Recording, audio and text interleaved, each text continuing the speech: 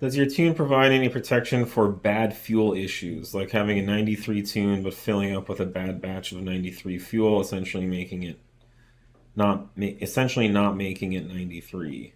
Yeah, I mean, all of our calibrations will, you know, obviously has a full knock sensing system, which is how all the OEM systems will recognize a degradation in fuel quality. So yes, you'll start getting into, depending on what model you're in, different ECUs do it different ways. Some have full low octane detection and calibration maps. Others will do a rapid adaptation of knock channels and pull the whole base timing down essentially to try and deal with that and combat that.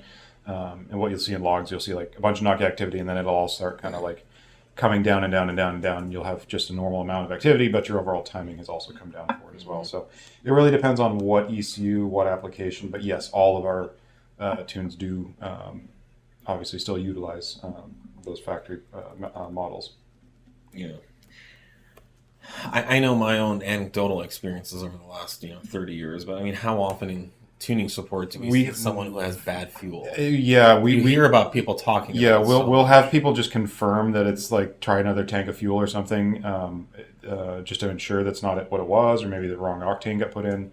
But it's super rare, extremely rare, and I think it's kind of a scapegoat thing that a lot of people will blame the fuel, or they got a bad tank of fuel. Yeah. I think the chance or probability of getting a bad quote-unquote tank of fuel where you think you're getting 93 but it's actually 91, or there's this idea that fuel can just be bad. I don't even know what that means, but apparently your car doesn't run good because it's bad fuel. I think the chance of that happening is astronomically low. And these days, it used to be much more of a thing. There used to be water contamination issues with tanks. There used to be all kinds of stuff, but that has been addressed by legal agent or regulatory agencies that went kind of through a lot of the gas stations since the 80s. Yeah, maybe in the 70s and 80s or up to that point.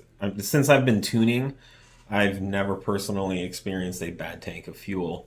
The one time I can document was we had a local gas station that accidentally pumped instead of E85, it was diesel or something. They put diesel in the E85 tanks. Obviously, the E85 tank wasn't bone dry, so it was a weird slurry of garbage in there. Yeah, and so we actually, a number of our customers were running E85, used that gas station, and we ended up performing like warranty work through a warranty company that the gas station or the fuel company hired, and we basically had to replace like the entire fuel systems and some motors and things like that. I mean, that's the one time I've heard, and that's the kind of bad fuel that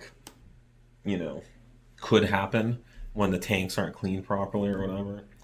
But it's extremely rare. So my point in all this is, if you hear a tuning company throwing around bad fuel a lot, it's probably an attempt to dodge, what the real issue is. And the same goes for us and our support team.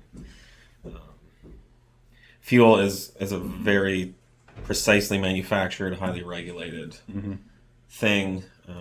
You can get fuel from any kind of gas station, and it meets strict standards of manufacturing. All fuel is pretty much made in the same refinery that's regional.